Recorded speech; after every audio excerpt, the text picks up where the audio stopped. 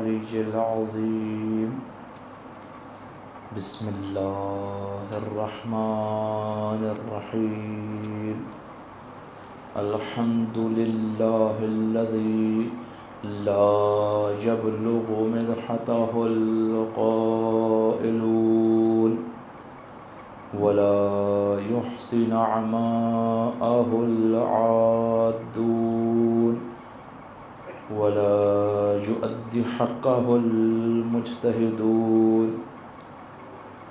ثم الصلاة والسلام التحية والإكرام على رسول الثقلين جد الحسن والحسين ومحبوب رب المشرقين والمغربين سيدنا ومولانا وطبيب قلوبنا وشفيع ذنوبنا أبي القاسم المصطفى محمد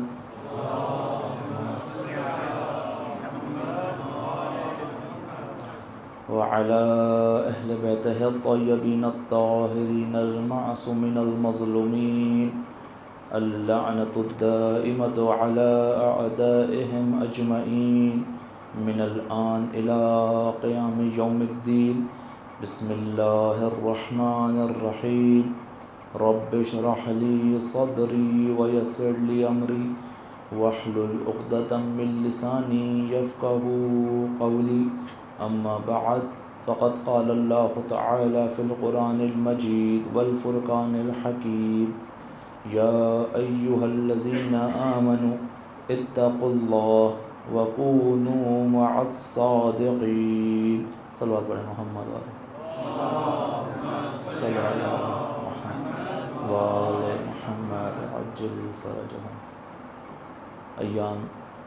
ایام عزا کے ہیں اور ان ایام کے طفیل آپ کے سامنے جس موضوع کے تحت گفتگو جاری ہے وہ ہے اصحاب ائمہ یا اصحاب امام حسین علیہ السلام کی نشانیاں. وہ کون سی ایسی نشانیاں ہیں، وہ کون سے ایسے اعمال ہیں کہ انسان ان کو انجام دے کر اہل بیت کی بارگاہ میں، اہل بیت کی رفیقوں میں، اہل بیت کے اصحاب میں شامل ہو سکتا ہے. خداوند متعال نے اس کائنات کو چند اصولوں پر بنایا ہے، چند قوانین پر بنایا ہے، چند فارمولاز پر بنایا ہے. جب بھی وہ قوانین پورے ہوتے ہیں وہ چیز تحقق پاتی ہے. مثلا اس میں سے ایک قانون علت اور معلول یعنی سبب اور مسبب، کاز اور ایفیکٹ کا ہے. اگر آگ ہوگی تو تپش ہوگی، حرارت ہوگی تو گرمی ہوگی، سورج ہوگا تو روشنی ہوگی. ان صلوات پڑھے محمد و آل محمد. اللہم صلی علی محمد و آل. یہاں پر آ کر میرے مذکر اور مؤنث تھوڑے سے خراب ہو گئے. ایک اور صلوات پڑھے محمد و آل محمد. اللہم صلی علی محمد و آل محمد. اگر سورج ہوگا تو روشنی ہوگی. یعنی تمام کی تمام جو چیزیں ہمارے سامنے محقق ہو رہی ہوتی ہیں، وقوع پذیر ہو رہی ہوتی ہیں، اس کے پیچھے اس کی کوئی نہ کوئی علت پوشیدہ ہوتی ہے. اسی طریقے سے اب اگر کوئی چاہتا ہے وہ اصحاب امام میں قرار پائے، اب اگر کوئی چاہتا ہے کہ وہ اہل بیت کے قرابت داروں میں قرار پائے تو یقیناً اس کی بھی کچھ علتیں ہیں، کچھ کاز ہیں. جب تک انسان اس کو حاصل نہیں کرے گا اس وقت تک اہل بیت کے قریبی افراد کے اندر شامل نہیں ہو سکتا. چند چیزیں آپ کے سامنے بیان ہو چکی ہیں قرآن کی روح سے. انشاءاللہ کوشش ہوگی کہ آخری گفتگو کے اندر ان تمام کی تمام نشانیوں کو ایک جگہ لکھ کر آپ کے سامنے بیان کیا جائے، کہ تاکہ آپ کے لیے آپ کے ہاتھ میں جب آپ یہاں سے آخری مجلس میں اٹھیں تو آپ کے پاس ہو ہاں یہ 20 چیزیں ایسی ہیں کہ اگر ہم اس پر عمل کرنا شروع کر دیں تو ہم اہل بیت کے اصحاب کے اندر، اہل بیت کے حزب کے اندر، اہل بیت کی فوج کے اندر شامل ہو سکتے ہیں. آج چند نشانیوں کا ذکر آپ کے سامنے کروں گا سورہ حج کی چند آیتوں کے ذیل میں. خداوند متعال ارشاد فرما رہا ہے یا ایھا الذین آمنو، اے وہ جو صاحبان ایمان ہو. ہے وہ جو ایمان لے کر آئے۔ ایمان کی گفتگو گزر چکی ہے۔ ایمان کس کو کہا جاتا ہے؟ والدین کی تقلید کو ایمان نہیں کہا جاتا، کسی کے بغض میں کسی چیز کو ماننے کو ایمان نہیں کہا جاتا، بلکہ ایمان اس کو کہا جاتا ہے جو انسان سوچ سمجھ کر کسی چیز کے اوپر عمل پیرا ہوتا ہے۔ در حقیقت یہ ایمان ہے۔ جب انسان ایک چیز کو آگاہی کے ساتھ سمجھتا ہے اس کو ایمان کہا جاتا ہے۔ آپ کے سامنے حدیث عشق بیان کی تھی، حدیث قدسی، جس کو حدیث عشق کہا جاتا ہے۔ نہیں معلوم آپ لوگوں کے ذہنوں میں ہے یا نہیں کہ حدیث قدسی کس کو کہتے ہیں؟ وہ خدا کا کلام جو قرآن میں شامل نہیں ہوا۔ خدا اس میں کیا فرما رہا تھا کہ جو بھی مجھے چاہتا ہے وہ مجھے پا لیتا ہے۔ من وجدنی عرفنی، اور جو مجھے پا لیتا ہے وہ میری معرفت حاصل کرتا ہے۔ ومن عرفنی احبنی، جو میری معرفت حاصل کرتا ہے پھر وہ مجھ سے جا کے محبت کرتا ہے۔ بغیر معرفت کے محبت ہو ہی نہیں سکتی۔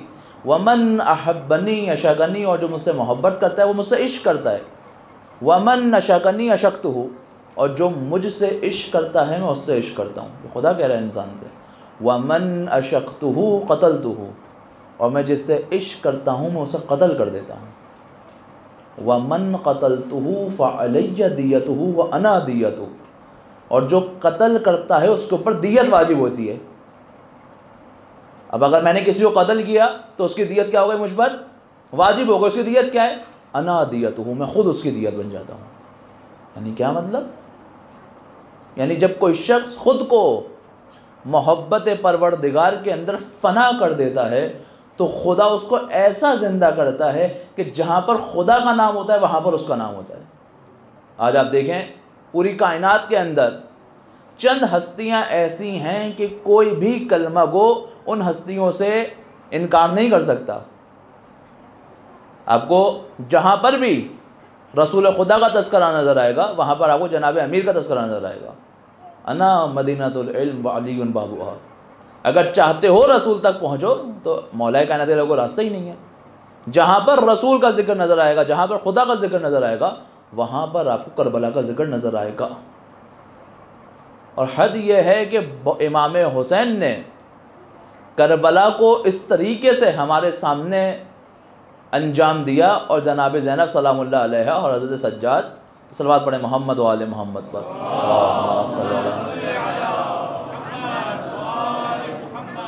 ہمارے سامنے اس طرح بیان کیا کہ جہاں پر بھی دنیا میں نہ فقط یہ کہ خدا کو یاد کرنے والے، اگر ذرا سی بھی اپنی زندگی کا ادراک رکھنے والے آزاد پسند افراد بھی ہوں گے وہاں وہ کربلا کا نام لیتے ہوئے نظر آئیں گے۔ اتنا زیادہ امام نے خود کو خدا کی محبت کے اندر فنا کر دیا، جتنا زیادہ فنا کیا خدا نے اتنا ہی زندہ کر دیا۔ آج آپ دیکھیں وہ افراد کے جو اپنے آپ کو اہل بیت کے اوپر فنا کر دیتے ہیں، کس طریقے سے اہل بیت ان کو زندہ کرتے ہیں۔ یعنی اپنی زندگی میں اتنے آپ کو مشہور نظر نہیں آئیں گے شہداء جو اپنی شہادت کے بعد مشہور ہوتے ہیں۔ کیوں ہوتا ہے یہ؟ کیونکہ وہ اپنی وجود کو گمنامی کے اندر اہل بیت کے نام کر دیتے ہیں، اور ان کے جانے کے بعد اہل بیت ان کے نام کو پوری دنیا میں عام کر دیتے ہیں۔ یہ کمال اہل بیت کے اندر سے ہے۔ تو ایمان آگاہی کے ساتھ، ایمان سمجھ کے ساتھ، تقلید کے ساتھ نہیں، سنا سنایا نہیں، والدین کا بتایا نہیں، بلکہ سمجھ آنے والا ایمان۔ انسان ایسا نہیں ہے کہ مثلا اسکول میں ایک چیز سیکھ لی کہ خدا ایک ہے، بس اب یقین کر کے بیٹھے خدا ایک ہے، بلکہ اپنی عقل کے مطابق اس کو ثابت کرنا کہ خدا ایک ہے اور کوئی خدا ہے۔ رسول خدا کے مقام سے گزر رہے ہیں، ایک بوڑھی شخص بیٹھی ہوئی اپنی چکی چلا رہی ہے۔ جب اس سے پوچھا گیا یہ بتاؤ کہ تمہارے پاس خدا کے وجود پہ کوئی دلیل ہے یا دلیل نہیں ہے؟ وہ بوڑھی خاتون کہتی ہے یہ چکی میرے چلائے بغیر جب نہیں چل سکتی تو یہ کل کائنات کسی چلانے والے کا بغیر کیسے چل سکتی ہے؟ اس کی جتنی عقل، اس نے اپنی عقل کے مطابق خدا کو ثابت کیا۔ یعنی ہر کسی کے پاس اس کی عقل کے مطابق، اس کی انٹیلیجنس کے مطابق دلائل ہونے چاہیے کہ خدا ہے، خدا ایک ہے۔ انبیاء کا آنا کیوں ضروری ہے؟ کیوں امامت ہمارے لیے لازم ہے؟ کیوں ولایت ہمارے لیے لازم ہے؟ اس کی دلائل ہونے چاہیے۔ اس میں تقلید نہیں ہوگی۔ اس میں کیا چاہیے؟ اس میں ہر ایک کو مجتہد بننا ہے، اس میں ہر ایک کو علم حاصل کرنا ہے، تحقیق کرنی ہے۔ بس یا ایھا الذین آمنو، اے وہ افراد جو کیا ہو ایمان لے کر آئے. کون سا ایمان؟ آگاہی والا ایمان. کون سا ایمان؟ علم والا ایمان. کیا کرو؟ آمنوا ارکعوا واسجدوا واعبدوا ربکم، خدا کے سامنے جھک جاؤ، خدا کو سجدہ کرو اور خدا کی بندگی کرو. یہی بڑا عجیب حکم ہے. آپ دیکھیں نماز کے اندر آپ کو ہر فعل ہر رکعت کے اندر ایک بار نظر آئے گا، لیکن سجدے دو نظر آئیں گے. کیوں؟ ہر امر ایک بار ہے، رکوع ایک بار ہے، تلاوت 2 سوروں کی ایک بار ہے، تمام کے تمام اعمال ایک رکعت میں ایک بار سوائے سجدے کے. سجدے 2 بار. کیوں؟ کیونکہ عرب متکبر قوم تھی، اسے کسی کے سامنے جھکنا پسند نہیں تھا، اور رسول خدا نے اس امت کی ایسی تربیت کی کہ وہ متکبر قوم کے جو ایسے کمرے میں نہیں جاتے جہاں جھک کر جانا پڑتا ہے، وہ اس قدر متواضع ہو گئی کہ دن میں 17 رکعت نماز میں ہر رکعت میں 2 دفعہ خدا کے سامنے جھک رہی ہے. 2 سجدے. نماز کیا کرتی ہے؟ انسان کے کبر کو ختم کرتی ہے، انسان کے تکبر کو ختم کرتی ہے. جب انسان 2 بار جھکتا ہے، جب انسان اعلان کرتا ہے ایاک نعبد و ایاک نستعین، کہ ہم فقط تیری عبادت کرتے ہیں تو اس سے ہی مدد مانگتے ہیں، ہماری زندگی کے اندر کوئی اور ہے ہی نہیں، جو ہے بس تو ہے. یہ اور بات ہے کہ جمال خدا اور حسن خدا اگر زمین پر مجسم ہوتے ہیں تو اہل بیت کی صورت میں ہوتے ہیں. اگر کوئی چاہتا ہے حسن الہی کو، جمال پروردگار کو اس دنیا کے اندر مشاہدہ کرے تو اہل بیت کے سوا کوئی نہیں. اگر چاہتا ہے علم خدا کو زمین پر مشاہدہ کرے تو اہل بیت کے سوا کوئی نہیں. اگر چاہتا ہے عدالت خدا کو زمین پر مشاہدہ کرے تو اہل بیت کے سوا کوئی نہیں. اب انسان کیا کرے کہ ان چیزوں سے جڑ جائے؟ خدا کہہ رہے اے وہ جو صاحبان ایمان ہو، رکوع کرو، سجدہ کرو، اپنے پروردگار کی کیا کرو؟ بندگی کرو. بندگی یعنی کیا؟ آپ کے سامنے عرض کیا، یعنی خدا کی غلامی، یعنی اپنے وجود کو خدا کے سامنے بیچ دو. جب انسان اپنی زندگی کو، اپنے عمل کو خدا کے مقابلے پر بیچ دیتا ہے تو خدا اپنی مرضی کو انسان کے ہاتھ میں عطا کر دیتا ہے. اپنی مرضی کو انسان کے ہاتھ میں عطا کر دیتا ہے. معصومین کی بات نہیں کر رہا، غیر معصومین افراد آپ کو ایسے نظر آئیں گے جو گھنٹوں کا سفر منٹوں میں کرتے ہوئے نظر آئیں گے. کیوں؟ اس مقام پر پہنچ گیا کہ خدا نے اپنی مرضی عطا کر دی. یہ وہ مقام ہے کہ جہاں پر جناب امیر شب ہجرت رسول کے بستر پر سو رہے ہیں. کیسے سو رہے ہیں؟ رسول آئے، یا علی، یہ تمام کے تمام صورتحال ہے. اور ان کفار نے یہ طے کر لیا ہے کہ یہ مجھے آج قتل کرنا چاہتے ہیں. کیا میرے بستر پہ سو گئے؟ یعنی دوسرے الفاظوں میں اگر کہا جائے کہ میرے بدلے تلوار کھانا پسند کرو گے، مراد تو یہی ہے. مولا کائنات نے کیا کہا؟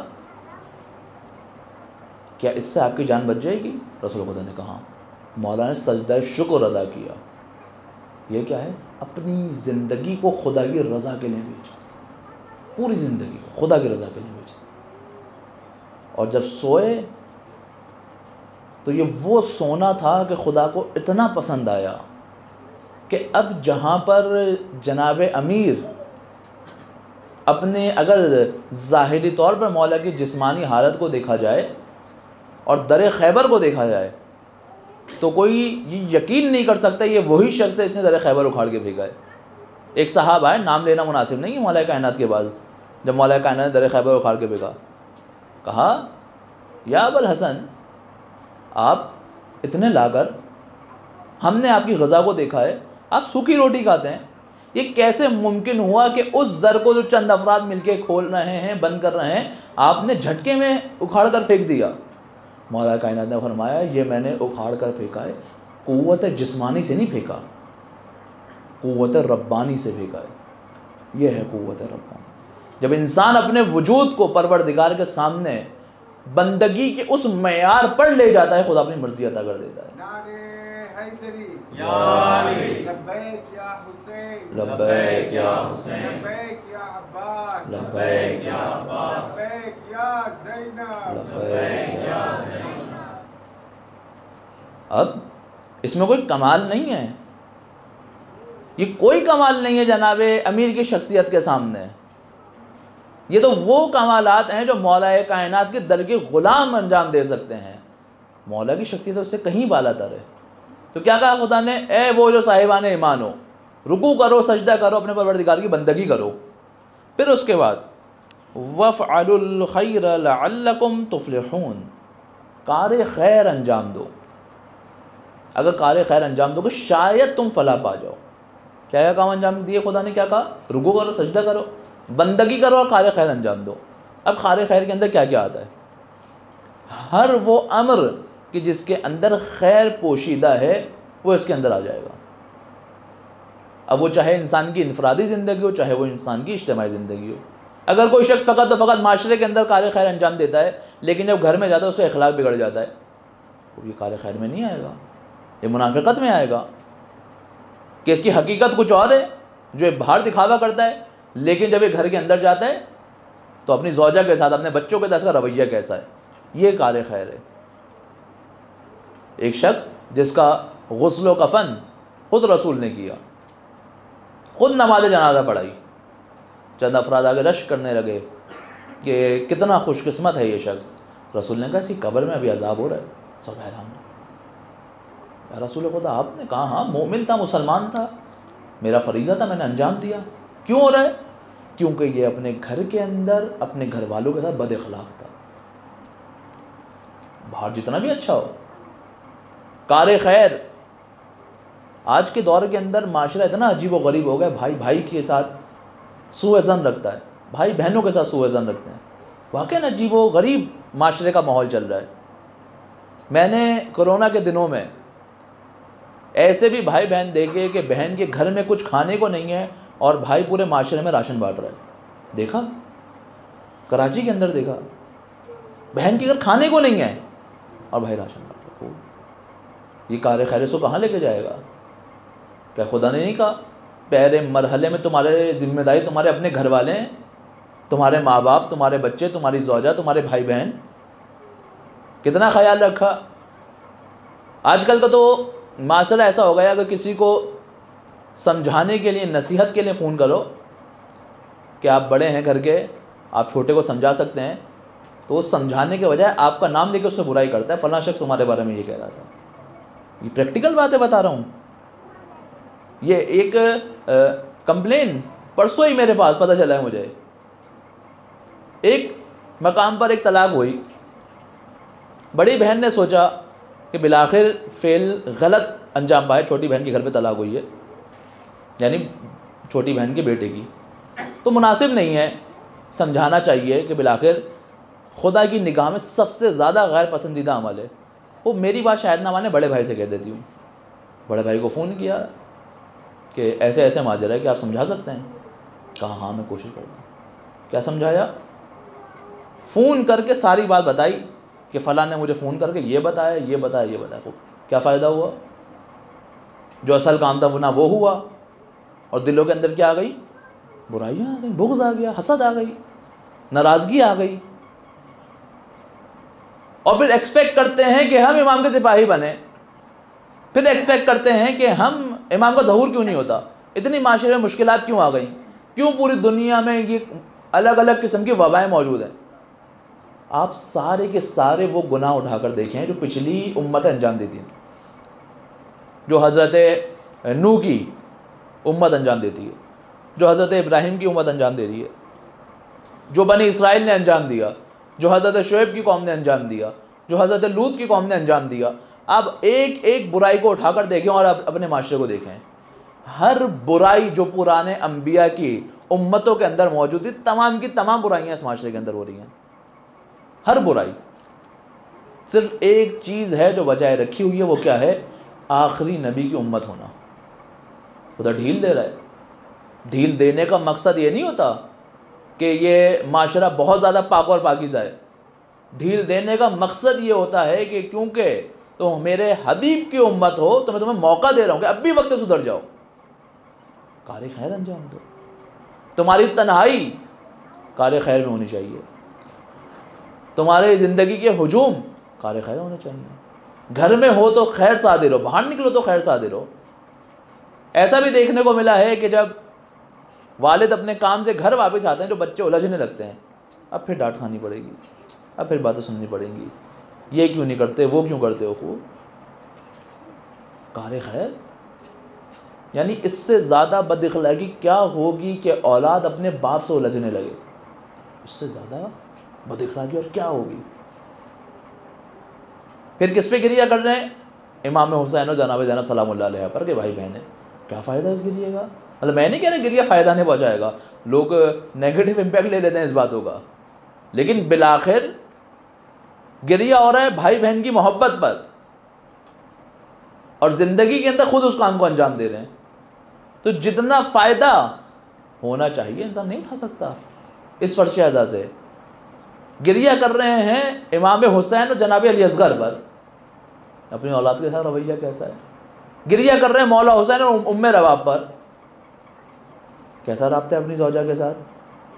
یہ جو حدیث قصہ ہم پڑھتے ہیں یہ کیا فقط ہم ثواب حاصل کرنے کے نہیں پڑھتے؟ کبھی دیکھیں کہ انداز گفتگو کیا ہوتا ہے اپنی فیملی کے ساتھ، کیسی مہربانہ انداز میں جناب سیدہ اپنی اولاد سے گفتگو کر رہی ہیں، یا قرۃ العین، اے میری آنکھوں کی ٹھنڈک۔ جناب امیر سے کیسے بات کریں؟ یا ابا الحسن۔ جناب امیر خود فرماتے ہیں کہ مجھے پسند ہے کہ جب جناب سیدہ مجھے یا ابا الحسن کہتی ہیں، یعنی اس نام سے پکارتی ہیں جو مولا کائنات کو پسند ہے۔ یہ محبت ہے، یہی گھر کا ماحول ہونا چاہیے کہ مرد اپنی زوجہ کو ایسے القابات سے پکارے جو اس کو پسند ہو، خاتون اپنے مرد کو ایسے القابات سے پکارے جو اس کو پسند ہو، اولاد کو اچھے ناموں سے پکارو۔ اب نام کا سلسلہ ہے تو بہرحال یہ بھی ذیلی گفتگو میں کرتا چلوں کہ ہم لوگ نام بھی ایسے رکھتے ہیں کہ نہ جس کا معنی پتہ ہوتا ہے نہ کچھ پتہ ہوتا ہے، اور پھر اس نام کو آدھا پکار کے اس کے معنی کو خراب کر دیتے ہیں، بہت عجیب عجیب معنی۔ ام ابیہا نام رکھیں گے، ابیہا پکاریں گے، ترجمہ کرنا مناسب نہیں ہے، ابیہا خوب۔ رضا زہرا نام رکھیں گے، رضا پکاریں گے، چادر۔ کس کی چادر؟ اصل نسبت جناب سیدہ سے تھی، اگر وہ نسبت ختم ہو گئی تو اس چادر کی فی نفس ہی کوئی عجیب و غریب۔ ام البنین نام رکھیں گے، بنین پکاریں گے، یا تو نام ایسے رکھیں جو سنگل نام ہو تاکہ پکارنے میں مشکل نہ ہو، یا پھر پورے نام سے پکاریں۔ معنی عوض ہوتا ہے، ٹھیک ہے، بہت زیادہ تاثیر نہیں رکھتا، لیکن بالآخر پرسنالٹی پہ اثر گزار ہوتا ہے۔ ہاں یہ نہیں کہہ سکتے کہ انسان کی عاقبت بخیر اور اتنا کوئی بہت زیادہ افیکٹ نہیں، شاید نہ پڑے اتنا زیادہ افیکٹ، لیکن بالآخر شخصیت پہ اس کا اثر ہوتا ہے، اس کا عکس انسان کے وجود پر نظر آتا ہے۔ بس کیا کرو؟ رکوع انجام دو، سجدے انجام دو، بندگی کرو، اور کار خیر انجام دو۔ کار خیر گھر والوں کے ساتھ، کار خیر معاشرے کے ساتھ، کار خیر اپنے امپلائز کے ساتھ، کار خیر بڑوں کے ساتھ، کار خیر بچوں کے ساتھ، یعنی کسی ایک طبقے کی بات نہیں ہو رہی، معاشرے کے ہر طبقے کے ساتھ کار خیر انجام دو۔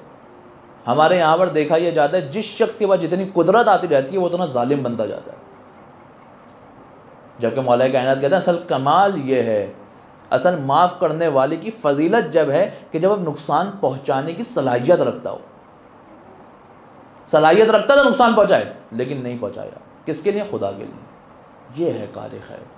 اس میں آپ کتنی گفتگو کر سکتے ہیں؟ کار خیر، ہر کار خیر انجام دو۔ انجام دو گے تو کیا ہوگا؟ مومنین کی صف میں آ جاؤ گے، کامیابی کی صف میں آ جاؤ گے، اور اہل بیت کی قربت سے بڑی کامیابی اور کیا ہو سکتی ہے؟ اس کے بعد خدا بند متعال ارشاد فرماتا ہے وَجَاهِدُوا فِي اللَّهِ حَقَّ جِهَادِهِ، حق جہاد کرو خدا کی راہ میں۔ کیسا جہاد؟ جیسا جہاد کرنے کا حق ہے ویسا جہاد۔ خالی ویسا جہاد نہیں کرو جب تک تمہاری اپنی نیڈس پوری ہو رہی ہیں، جب تک تمہارے اپنے مفاد کے اندر راہ خدا آ رہی ہے، تم ٹھیک ہے استعمال کر رہے ہو، لیکن جیسے ہی اب کوئی چیز تمہارے مقابلے پر آ گئی، اب دین اسلام نہیں چاہیے۔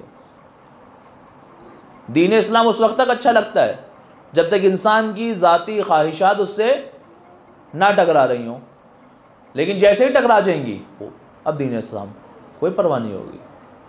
جہاد کی چند قسمیں، جہاد مالی ہے، جہاد نفسی ہے، جہاد اکبر ہے، ایک جہاد ہے جو مشہور و معروف ہے، یعنی تلوار سے جہاد، افضل جہاد ہے، ضروری جہاد ہے، اور ہر جہاد کا اپنا مقام ہے۔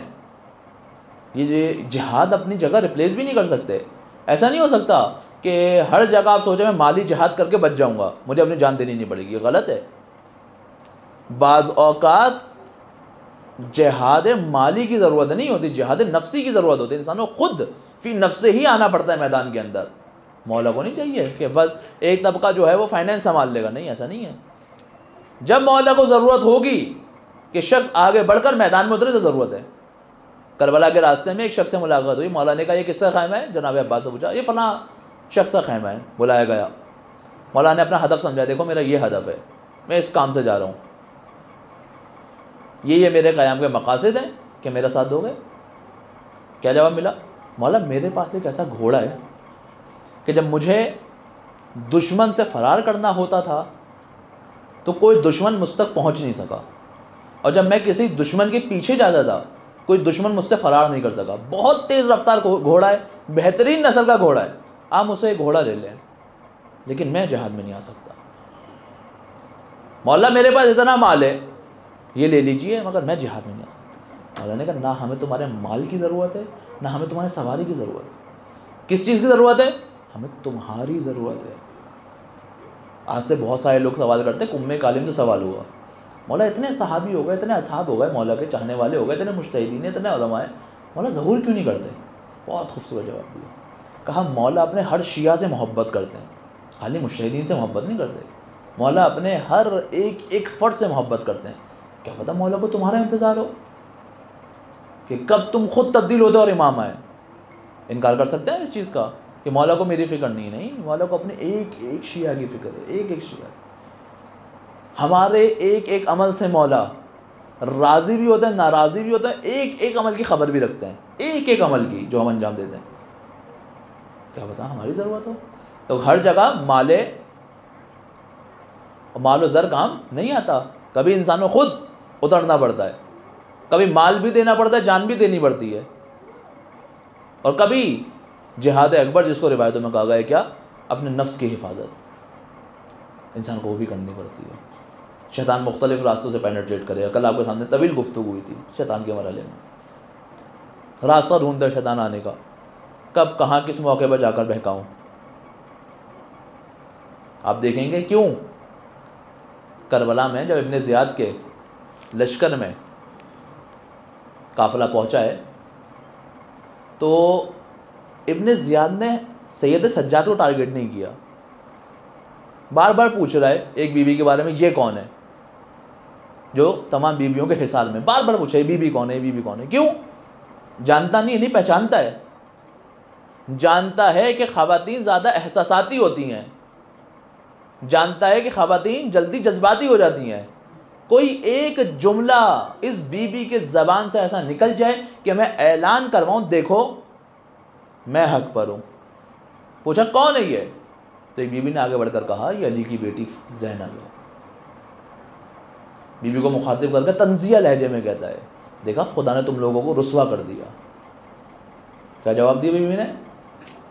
خاتون ہے, بچے شہید ہو گئے, بھائی شہید ہو گئے, بھانجے بھتیجے شہید ہو گئے, رسن بستہ ہیں, سر پہ چادر نہیں موجود, 28 رجب سے کاروان چلا ہوا ہے. کتنی تھکن ہوگی, بھوک اور پیاس کی شدت. کیا جواب دیا؟ ما رأیت الا جمیلا, میں نے حسن و جمال کے سوا کچھ نہیں دیکھا. یہ جہاد ہے. ہر کسی کا اپنا جہاد ہوتا ہے. اگر امام حسین کا جہاد تلوار سے میدان کے اندر تھا تو بی بی زینب کا جہاد یہ ہے کہ شرابی کے دربار میں جا کر دین محمدی کا پرچار کریں. اور کس لہجے میں گفتگو کی ہے. ایک اندھا صحابی موجود ہے جناب امیر کا, بی بی کے لہجے کو سن کر کہتا ہے کہ علی آ گئے. نہیں علی نہیں ہے, علی کی بیٹی آئی ہے. ہر کسی کا اپنا جہاد ہے. اور کربلا اس تحریک کا نام ہے جو ہمارے لیے ہمارے جہاد کو معین کرتی ہے. مرد ہو جہاد کا طریقہ کیا ہے, خاتون ہو جہاد کا طریقہ کیا ہے, بچے ہو خاتون کا طریقہ جہاد کا طریقہ کیا ہے. ہر ایک کے لیے اس کے وظیفے کو معین کرتی ہے کربلا. اس لیے آپ دیکھیں جو افراد کربلا کو اپنے نمونہ عمل سمجھتے ہیں وہ افراد کبھی فرار نہیں کرتے اپنی ذمہ داریوں سے. ہمیشہ میدان کے اوپر نظر آئیں گے. کیوں؟ کیونکہ کربلا سے درس لیا ہے. کس چیز کا؟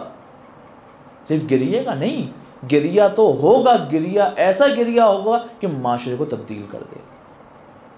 صرف گریا ایسا نہیں چاہیے جو انسان کو اپنے وظائف سے دور لے جائے. ابن زیاد کا ہی میں وہ ہے نا دربارے، کچھ افراد کوفے میں چہرہ پلٹ پلٹ کر رو رہے ہیں. بی بی نے قبول کیا گریے کو. کیوں قبول نہیں کیا؟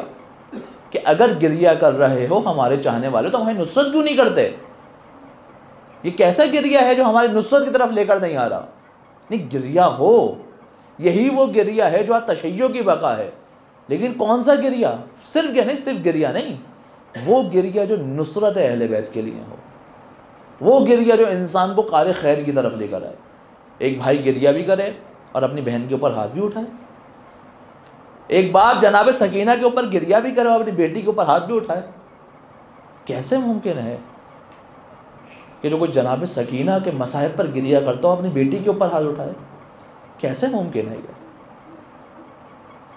اگر کوئی جناب علی اصغر پر گریا کرتا ہو اور اپنے بچے کی چھوٹی سی کوتاہی کے اوپر ہاتھ اٹھائے، یہ کیسا درس کربلا ہے؟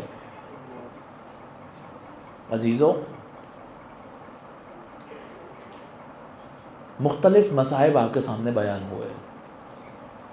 کربلا میں بی بی زینب کے ساتھ امام علی کی ایک اور دختر موجود ہے، بی بی ام کلثوم. جب 28 رجب سے مدینے سے مکہ، مکے سے کربلا، کربلا سے کوفہ اور اب کوفے سے شام، یہ کاروان چلتا ہوا آ رہا ہے. جب کسی نے پوچھا جناب فضہ سے کہ جب بیویاں چلتی ہیں تو ان کے پیروں کے نیچے سرخ نشان کیوں آ جاتے ہیں؟ فرمایا 28 رجب سے سفر میں موجود ہیں، نہیں معلوم پیر میں کتنے کانٹے لگے ہوں گے، نہیں معلوم نالین سلامت ہوگی یا نہیں ہوگی. ایک وقت آیا جب شام کے دروازے پہ اہل بیت کی کاروان کو رکوا دیا گیا. کیوں رکوا دیا گیا؟ تاکہ شام کے اندر دربار کو سجایا جائے، کوچہ و بازار کو سجایا جائے. بی بی ام کلثوم شمر کے پاس آتی ہیں اور کہتی ہیں تو نے تمام کے تمام مظالم انجام دے دیے، میری چند درخواست ہیں، قبول کرے گا؟ کہا کہو. بی بی نے کہا ہمیں اس دروازے سے اندر لے کر جا جہاں پہ لوگوں کا زیادہ ہجوم نہ ہو. پھر فرماتی ہیں ہم سے پہلے ان نیزے پہ بلند سروں کو اندر لے جا تاکہ تماشا کرنے والے ان سروں کی طرف توجہ کریں اور میری اور میری بہن کی بے حجاب حالت کو کوئی نہ دیکھے. لعین حکم دیتا ہے کہ اس دروازے سے داخل کیا جائے کہ جہاں پر سب سے زیادہ ہجوم ہے. سروں کو کہاں قرار دیا؟ تمام بیویوں کے درمیان میں کٹے ہوئے سروں کو رکھا کہ اگر کوئی تماشا کرے تو صرف سروں کا تماشا نہ کرے بلکہ تمام کی تمام بے ردا بیویوں کا تماشا کرے. ایک شخص کہتا ہے میں شام میں آیا، میں نے دیکھا شامی افراد عید بنا رہے ہیں. میں نے جا کر پوچھا کہ خوشی کا موقع ہے؟ کہا تم یہاں کے معلوم نہیں ہوتے؟ کہا نہیں. کہا نہیں، خوشی کا موقع نہیں ہے. ایک باغی گروہ کو کہ جنہوں نے یزید کے خلاف قیام کیا تھا ان کو عبرتناک سزا دی ہے اور ان کے اسیروں کو تماشا ہی بنا کر لے کر آیا جا رہا ہے. یہ حیران ہوں کون افراد ہیں. جب آ کر دیکھا تو ایک شخص ہاتھوں میں بیڑیاں، سر کو جھکایا ہوا. پوچھا آپ کون؟ اٹھا کر دیکھا نہیں پہچانے. نہیں آپ کون؟ کہا میں علی ابن الحسین ہوں.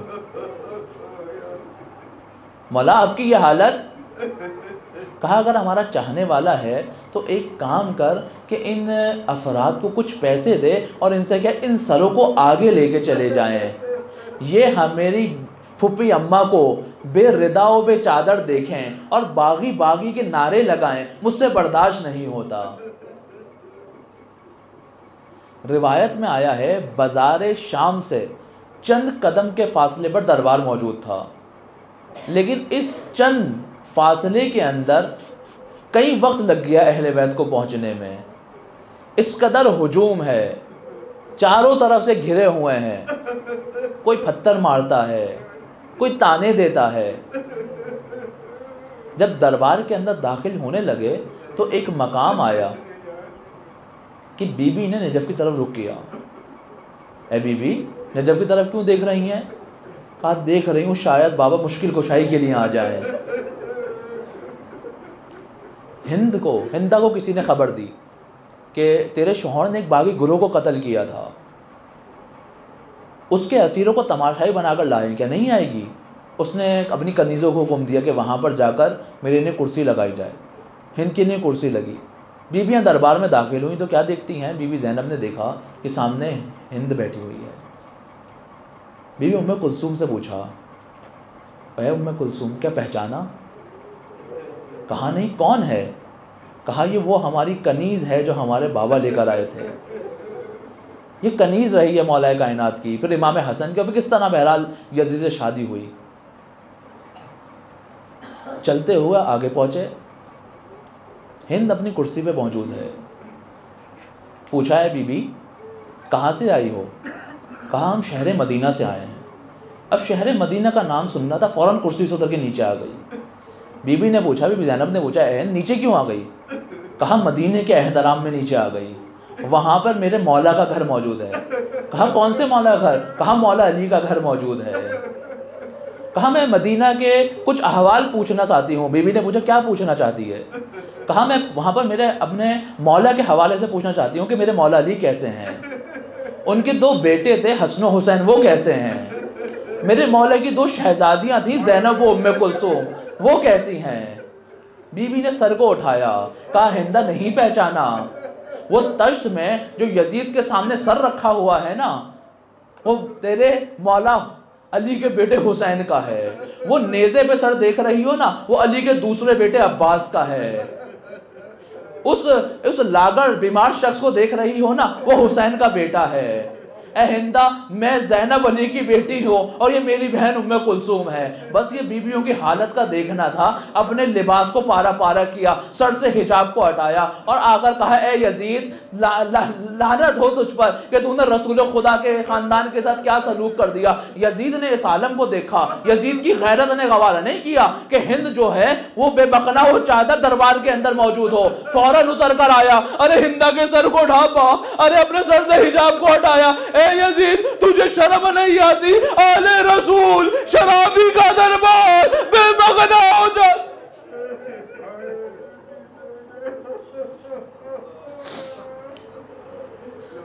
لعنت اللہ علی القوم الظالمین۔